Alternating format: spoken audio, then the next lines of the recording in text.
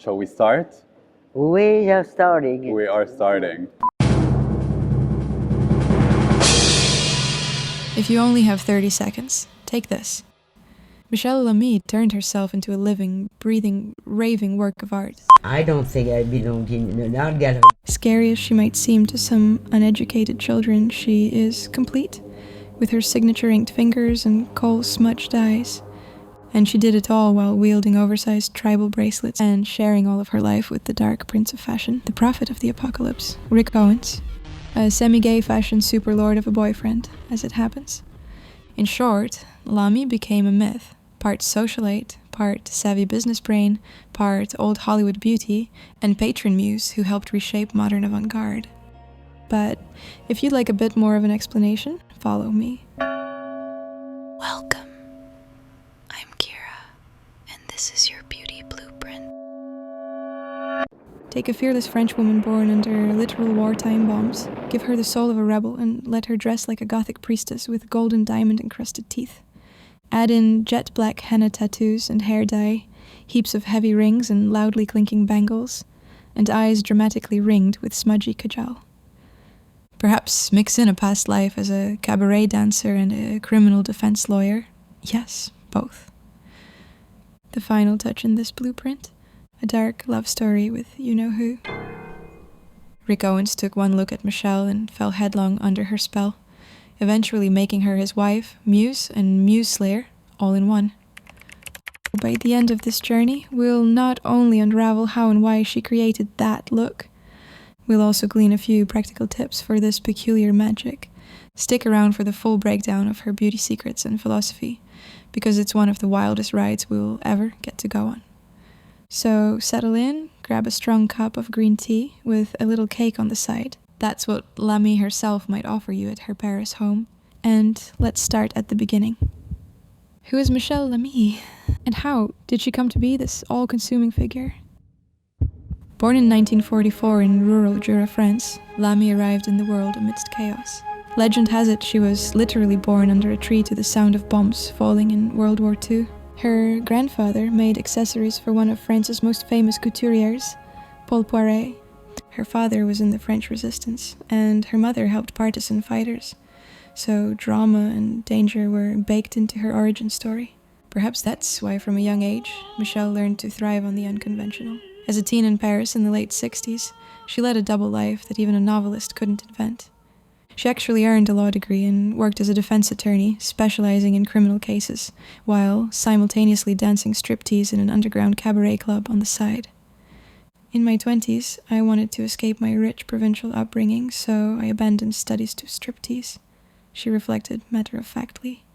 It was a time of political upheaval, the May 1968 student protests, and Michèle didn't just witness the revolution, she joined it in the streets.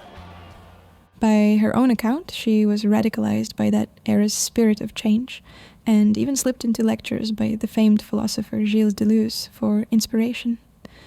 This mix of intellectual rigor and bohemian wildness would become one of the signatures of her persona. Please don't forget to like and subscribe. In the 70s, restless and seeking new horizons, Michèle crossed the Atlantic, landing first in New York, then drifting to Los Angeles, where the real metamorphosis began. Her 30s were spent chasing the Californian dream, surrounded by artists and living very free. She dabbled in fashion and design, and by the 80s had launched a clothing line simply named Lamy. Los Angeles in the 80s was a sun-baked playground for misfits and visionaries, and Michèle fit right in. She married an experimental filmmaker, Richard Newton, and had a daughter, Scarlett Rouge. Ever the entrepreneur, Michèle soon set up 2 cult night spots that became the stuff of Hollywood legend. One was Café des Artistes, and later the more famous Les Deux Cafés, a bohemian restaurant club tucked in a Hollywood parking lot. By the late 90s, if you were in LA's arty crowd, Les Deux was the place to be after dark. Imagine a sort of Studio 54, but with fragrant artichoke soup on the menu, waiters dashing across a parking lot to serve Madonna or Al Pacino their dinner. Joni Mitchell would drift in at 7:30 p.m. for a cappuccino after a day of painting. Actor Bill Murray, an investor in the place, might hop behind the bar to pour drinks. Fights even broke out among the eccentric patrons. Once a man burned another with a cigar during an argument, and a judge sentenced the offender not to jail but to 6 months banishment from Les Deux, as if that were the true punishment. In short, Michèle Lamy became a kind of den mother of LA's creative underworld, a magnetic figure around whom artists, musicians, and movie stars orbited. It was amid this vibrant scene that fate, in the form of fashion, came knocking. Michèle needed talented hands for her clothing line. Enter Rick Owens, a shy, ambitious young designer from California's Central Valley who had drifted to LA and was then dating a friend of Michèle's. One day, a mutual friend, fetish photographer Rick Castro, told Rick about a gig. "I'm gonna do a menswear collection for Michèle Lamy. Do you want to cut the patterns?" Owens said yes, not knowing it was the first step into a whole new world. Rick later recalled meeting Michèle properly for the first time at her downtown studio loft. She sat under a skylight, surrounded by cutting tables, evaluating his work, tight, almost scandalous spandex menswear that she ended up loving. She must have sensed something in the lanky, black-clad pattern maker, and he definitely sensed something in her. Michèle hired Rick Owens on the spot to work for her brand, and thus began one of fashion's greatest collaborations. Rick's recollection is that when he interviewed with her over tea in Little Tokyo, he probably babbled on trying to impress her, while she, with her extremely thick French accent and elliptical way of speaking, remained a tantalizing enigma. As Michèle wryly noted, at first Rick barely understood her French-English speech, but that didn't stop the chemistry. Within a few years, Rick had become her right-hand man, and more. The two fell in love, never mind a nearly 18-year age difference and the fact that Rick was very openly bisexual. In fact, Owens has said he didn't hide his sexuality at all. He told Michèle early on so that no one could embarrass him or her by whispering about it. It was a non-issue for them. Their affair ignited like dry tinder. Michèle later described the moment Rick literally banged on her hotel door in Paris while she was on a business trip, and boom, there he was, this younger man with nail polish and gelled back hair, declaring himself. It was sort of incredible, she laughed. By the late 90s, they were not only partners in love, but partners in growing Rick's own nascent label. In 2003, the couple left LA for the world's fashion capital, Paris. Insider rumor has it they were running away from the unpayable debt they had accumulated in the States. They set up Owenscorp in 2004, essentially joining forces to build an empire out of Rick's dark aesthetic. They married officially in 2006. She was 62, he 45, but by then their legend as a duo was already sealed. And any doubters who raised an eyebrow at their unconventional match were proven wrong by how symbiotic the pair turned out to be. Michèle has mentored young designers. She was an early supporter of genius talents like Gareth Pugh, even funding his line in 2006 and nudging him towards more luxurious materials, and collaborated with artists from many disciplines. So by her 60s, Michèle had already lived multiple lives: lawyer, stripper, designer, restaurateur, wife, and mother.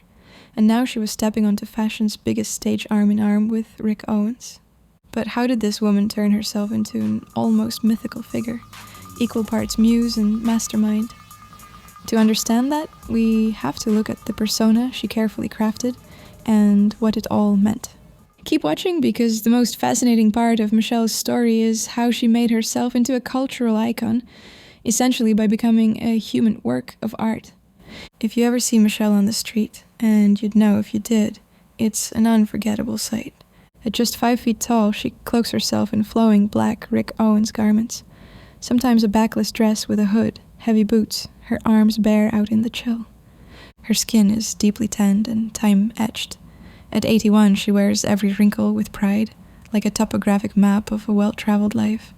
Her eyes are always framed in a haze of charcoal black kohl, smeared imperfectly. That only adds to the mystery. "I want to see my eyes looking big," she says of her signature panda-like eye makeup, and she likes kohl because it tends to get everywhere, staining her fingers and clothes with the imprint of her presence. Those fingers, by the way, are dyed black up to the knuckles, permanently. Michèle has kept her hands inked in deep indigo henna for decades, a practice she started after a youthful trip to North Africa. Meeting Berber tribal women in Tunisia at age 17, she felt an instant kinship. That was when I started doing henna, when I saw these women covered with wrinkles, this beauty, she remembers. To this day, she often adorns her hands with henna stains and geometric tattoos in Berber-inspired patterns. Her chin and forehead even bear delicate henna tattoos at times. For example, a vertical line down the forehead, which Michèle says keeps her grounded spiritually. The overall effect is that of a modern-day shaman or oracle who sauntered out of a desert myth and onto a Paris street.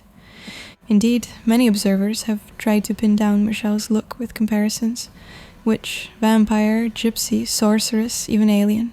Over the years, a whole mythology has grown around her. Some whisper that she's not entirely human. She might be centuries old or possess occult powers.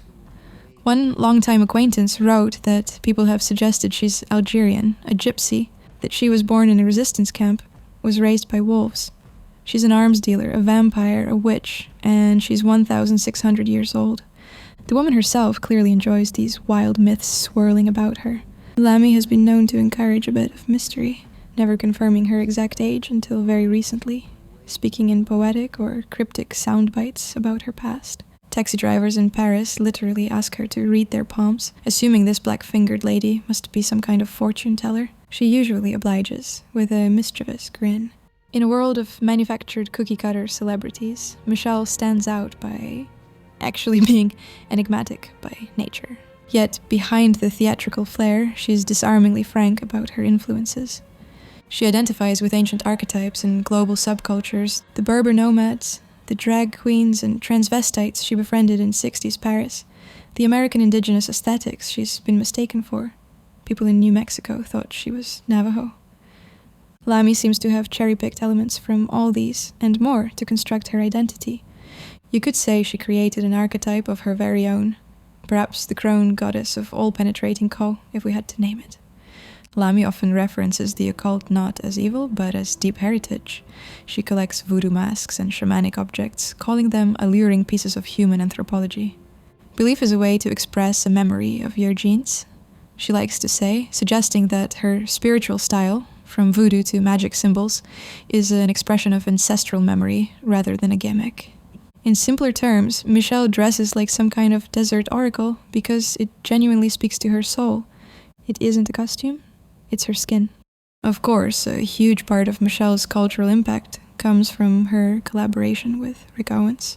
She's often called his muse, though that word can be misleading. Traditionally, a muse in fashion or art is a passive, silent, and somewhat naive inspiration. Michèle Lamy is anything but passive. Rick himself stresses that I don't think anyone would ever think of Michèle as a passive muse. She doesn't fit the typical role of a muse. In their partnership, she's more like an engine or catalyst.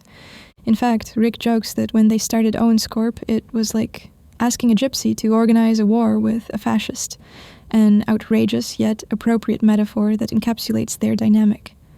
He considers himself the disciplined, almost militaristic planner, and Lamy the free-spirited gypsy bohemian, bringing the creative chaos and ancient humanly warmth. This odd coupling produces magic. She's just so generous and flexible. And I'm not, Rick said. Another time he described her as a mesmerizing sphinx, someone who acts completely on instinct and feelings, where I'm so pragmatic and sensible. Kind of boring and conservative by comparison. He's in awe of her, honestly. He even nicknamed her Hun, not as in honey, but as in Attila the Hun. Why? Because, Rick explains, Michèle is a marauding axe-wielding primitive force of nature who takes what she wants and then throws a lit match behind her. In other words, she's formidable, and he loves it. Their romance, far from the usual fashion world dalliance, is often described by both as mythical. Even now, decades on, Lamy says there's still a lot of seduction. We seduce each other all the time, with work, with ideas. It's a love story, but I am still trying to be the boss. She quips with a throaty laugh. They've built not a brand, but a universe. One might walk into their Paris compound, a 5-story converted historic building, and see their hairless sphinx cat named Pixie skulking around brutalist furniture that Michèle designed. We live on the top 2 floors. It's a 5-story building, and when we first moved in, it was a warren of office cubicles. So we ripped it all out, and lo and behold, it had the most amazing concrete bones. So for us to be able to kind of find the bunker of our dreams here in the 7th arrondissement of Paris is kind of a big surprise. I like things very simple. I just like benches. Everything should just be kind of modest and humble and super simple. In Rick's recent retrospective exhibition at a Paris museum, guess who graced the posters? Not Rick himself, but Michèle Lamy, draped in wool, posed like a modern saint, as the literal poster woman of the Temple of Love, the show's title. Rick openly said the whole exhibition was mostly for her. It's clear that to understand Rick Owens' work, you have to understand the musemate who has been at his side from day one. Now, you might be thinking, this is all wonderfully dramatic, but what practical lessons can I take from Michèle Lamy's beauty blueprint? How does one translate an eccentric look like hers into inspiration? Well, coming up next, we'll break down the tangible aspects of Michèle's style and see what we can borrow. Whether or not you plan to stain your fingers black, daring but not required, there's a lot to learn from the way she presents herself. Stay tuned for a quick beauty breakdown and some tips on unleashing your inner avant-garde rebel. Let's decode it. First, the eyes. Her most noteworthy feature. She swears by rich black kohl eyeliner. Not a neat line, but a lived-in smear to create a smoky halo around the eyes. The goal is to make eyes look larger and more dramatic, like an ancient Egyptian drawing. If you want to channel this, don't be afraid to smudge your eyeliner and let it be a little imperfect.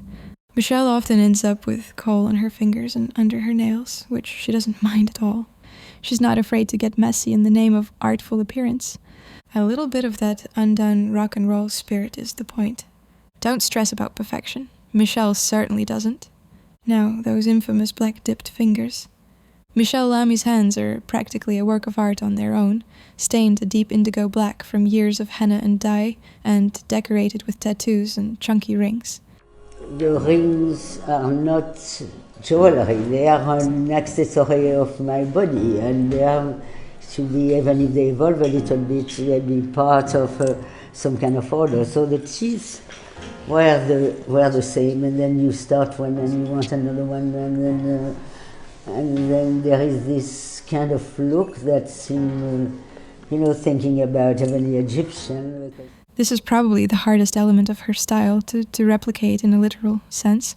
Not practically, but commitment-wise. But symbolically, it's about embracing statement-making hands. Lamy's inky fingers accentuate every gesture, almost like she has permanent gloves of art on. You could get a subtler version of this look with black nail polish. Maybe painting not just your nails, but a bit beyond.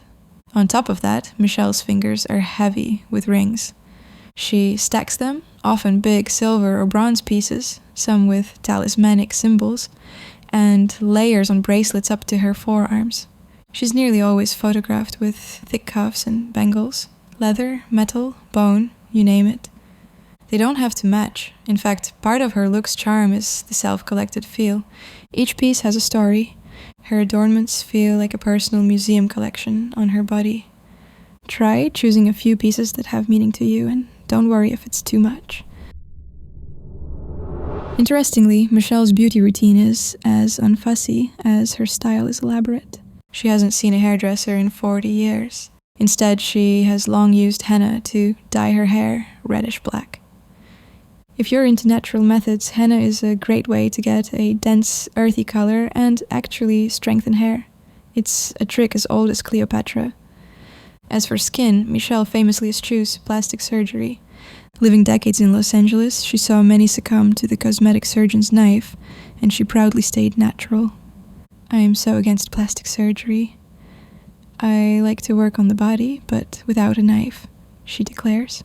Her face is lined and expressive, and that's a deliberate part of her beauty. In an age where there's pressure to airbrush and filter every image, Michèle's comfort in her aging skin is downright radical and deeply inspiring. Wrinkles can be fierce. They tell an intimate story. So maybe skip the heavy foundation and let your natural skin texture show sometimes. Focus on a signature feature rather than chasing a plastic ideal. Finally, the most important part of Michèle's beauty blueprint is not a product or a style. It's the permission to be a bit weird, a bit otherworldly, or what could be considered ugly by some, and to not give a damn what mainstream beauty standards dictate. Lamy is a great example of someone who found her look by following her instincts. She loved the drama of cabaret, the depths of philosophy, the raw energy of boxing. Oh, yes, I forgot. She's an avid boxer. She even turned a London department store into her personal boxing gym installation called What Are We Fighting For? All those passions feed into how she presents herself. She once said she feels most beautiful wearing the avant-garde designs of Comme des Garçons on a dance floor, dancing with Rick. Beauty for her is about feeling deeply alive in what you wear and how you move. That's a great lesson. The blueprint to being attractive isn't about symmetry or trendiness. It's about the depths of self-truth. If you adore something, be it punk music, vintage gothic fashion, anime, Slavic dancing, really just whatever, weave it into your personal style proudly. Her look is so coherent because it is genuinely her, a lifetime woven into an honest visual identity. She may not be a household name to everyone, but within fashion, art, and beauty circles, she sure achieved a cult icon status. Think of her as the high priestess of personal style. A woman can be in her 80s and still be as avant-garde, sensual, and revered as ever. She pops up in music videos, writhing in an FKA Twigs short film in avant-garde outfits, and dreams up art installations on ships and in boxing rings. Through it all, she carries herself with a kind of ageless punk regality. In the end, Michèle Lamy's ultimate beauty blueprint might be this: become the personification of your passions. Michèle once said she doesn't really have a notion of time, and you get the sense that age truly is just a number in her world. Michèle Lamy turned herself into a legend by living her art. In your own way, you can too. And that really is the ultimate beauty blueprint we can all be inspired by.